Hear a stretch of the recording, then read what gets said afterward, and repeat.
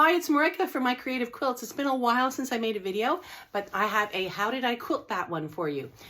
A friend of mine had a panel of a portrait done by Gustov Klimt, and she entrusted it to me. She asked me to make some magic with it. So I finished it. I'm very, very happy with it. I'm excited to send it to her. But first I wanted to show you this video of How Did I Quilt That? Okay, so this is the panel that she gave me. And now I'm going to pull out, and then you can see what I did with the borders.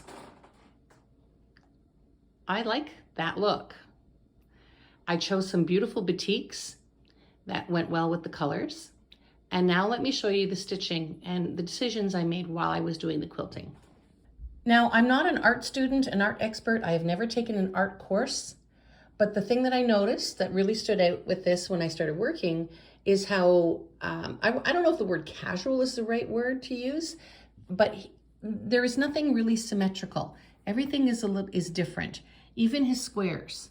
See, even the squares aren't really symmetrical. Or his swirls, you can see the circles and the swirls, they're not all the same. So I thought, you know what, I'm gonna do my quilting like that.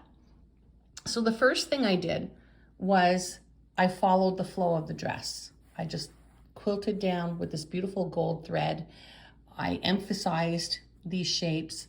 I quilted around the rectangles, the eyes, and I left the skin untouched. I didn't think I had a good idea for that. I followed the lines when I quilted that. And then for the backing, for the background, I thought swirls were the perfect fit because of all the swirls in here. For these squares, I just did a up and down black line.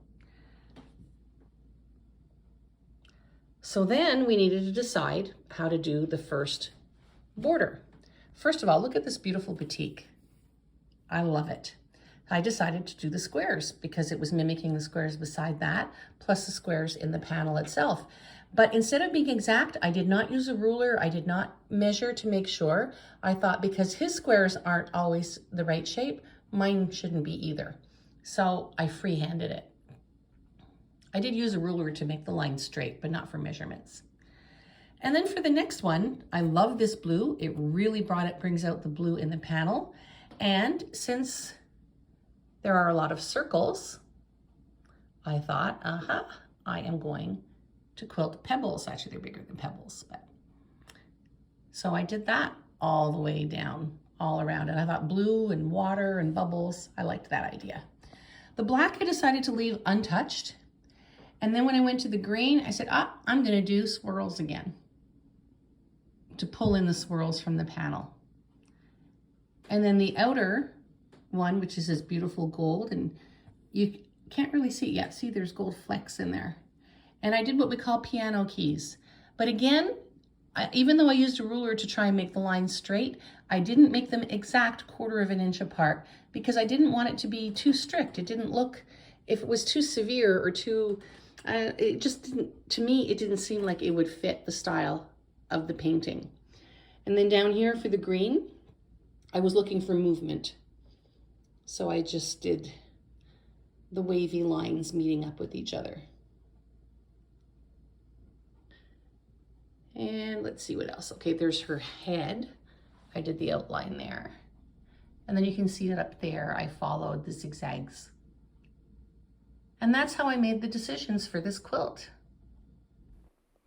Since I made that video, I decided to add some beads to the quilt. And you can see the different angles. I put beading all around the dress, flowing in the same shapes, and then around all the eyes. I had some perfectly colored beads that really fit. So I just wanted to add that extra detail.